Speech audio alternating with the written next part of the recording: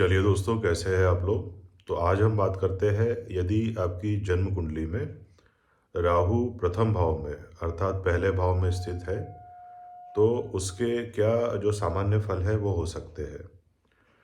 सबसे पहले आप ये देखेंगे कि यदि किसी की भी कुंडली में राहु यदि प्रथम भाव में मौजूद है, तो वह जो व्यक्ति होता है वह अत्यधिक स्वार्थी होता है।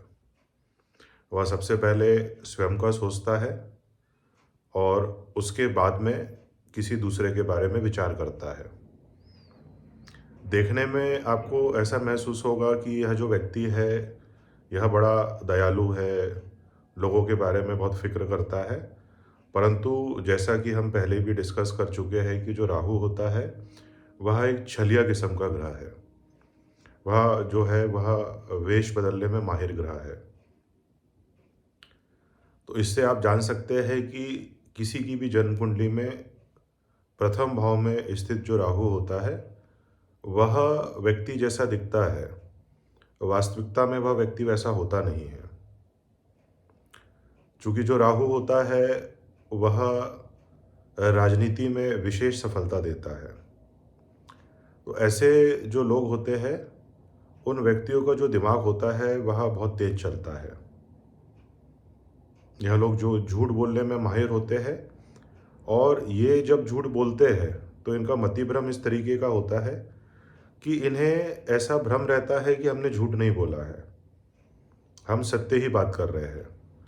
इसलिए यदि आप इन्हें यह समझाने की कोशिश करेंगे कि ये जो बात आपने कही थी, तो वह उस बात से साफ मुकर जाएंगे। तो राहु के लिए जो प्रथम भाव में होना बहुत ही जो लाभप्रद जो कंडीशन होती है, वह नहीं है। जब भी राहु प्रथम भाव में स्थित होता है, तो आप यह देखेंगे कि उस व्यक्ति की अपने जो पिता है, उससे कहीं न कहीं वक्त के साथ में एक दूरी बन जाती है। और यह जो व्यक्ति होता है, वह अपने पिता के लिए देर सवेर दुख का कारण अवश्य बनता है। इसका कारण यह है कि जो प्रथम भाव होता है कालपुरुष की कुंडली में, जो मेष राशि पड़ती है, वहाँ पे जो सूर्य देव होते हैं वह उच्च के होते हैं। तो राहु जो सूर्य को ग्रहण लगा देता है, तो सूर्य की उच्च स्थिति में कालपुरुष की कुंडली में जो मेष राशि होती है या जो प्रथम भाव होता है, यह सूर्य को अवश्य ही खराब करेगा। इनके जो पिता होते हैं, वह इनसे देर सबेर दुख ही प्राप्त करते हैं। परंतु इनके पिता का जो मोह होता है, वह इनके प्रति बहुत ज़्यादा होता है।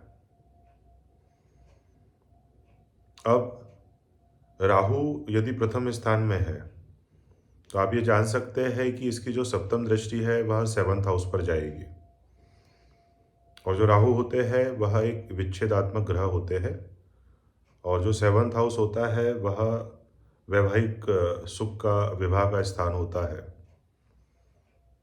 तो जिनका भी प्रथम भाव में राहु स्थित होता है, ऐसे व्यक्तियों का जो वैवाहिक जीवन होता है, वह बहुत ही फ्रूटफुल नहीं होता है। कहीं ना कहीं वैवाहिक जीवन में तनाव, मतभेद की जो स्थिति है, वह बनी ही रहती है। और यदि सप्तमेश की जो स्थिति है वह कुंडली में ठीक नहीं है, तो यह जो राहु होता है, यह उस जातक का तलाक तक करवा सकता है। अब यहाँ से जो राहु की पंचम दृष्टि है, वह पांचवें स्थान पर जाती है। तो ऐसे व्यक्ति का, ऐसे जातक का जो पाचन तंत्र है, वह कभी ना कभी खराब होता ही रहता है। कुछ समय ऐसा लगे कि ठीक हो गया, परंतु इन्हें जो लंबे समय तक पाचन तंत्र से संबंधित जो परेशानी है, वह देखना पड़ता है। इनके जो पेट में गैस की समस्या हो सकती है, अल्सर की समस्या हो सकती है। तो इन्हें अपने पाचन का, अपने खान-पान का विशेष ध्यान रखना चाहिए। राहु लग्न में जब होता है और पंचम भाव पर दृष्टि डालता है तो शिक्षा में जो बाधाएँ हैं वह अवश्य आती है। ऐसे जातकों की जो शिक्षा होती है वह कहीं न कहीं रुक-रुक कर पूर्ण होती है। या आप ये कह सकते हैं कि किसी विशेष समय अवधि में इनकी शिक्षा में कोई न कोई ब्रेक अवश्य आता है। उदाहरण के लिए यदि यह जातक तकनीकी क्षेत्र की या चिकित्सा क्षेत्र की पढ़ाई कर रहा है, तो पहले प्रयास में इन्हें सफलता प्राप्त नहीं होती है। तो यह जो प्रथम भाव का राहु होता है, यह इस तरीके के परिणाम देता है। अब यहाँ से जो राहु की नवम दृष्टि है वह 9th हाउस पर जाती है। तो इस व्यक्ति की जो धार्मिक यात्राएँ होती है वह जो पिलग्रिम्स होते हैं, वहाँ की यात्रा ज़रूर करता है ये। धर्म में इसकी रुचि रहती है। धार्मिक स्थानों पर यात्रा करना इस जातक को पसंद होता है। और कहीं न कहीं ऐसा जो जातक होता है, उसे ऐसी कोई अवधि में एक तरीके का जो आप बोल सकते हैं, एक फ़ाल्स किस्म का किसी गलत जो गुरु होते हैं, ऐसी संगत में आना या बिल्कुल धर्मांध तरीके से बिहेव करना, यह भी देखने को मिलता है।